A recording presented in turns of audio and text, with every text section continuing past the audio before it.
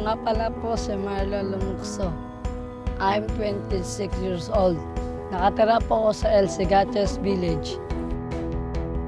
Kaya nagusto ko yung aking laro, football. Kasi may nakikita akong na mga magagandang karanasan din sa paglalaro ng football.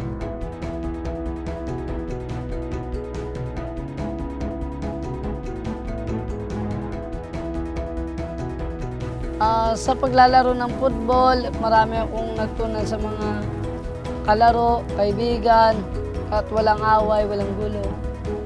Para maganda yung reference nila, na matutulan na rin nila na makumbaba rin sila sa tao.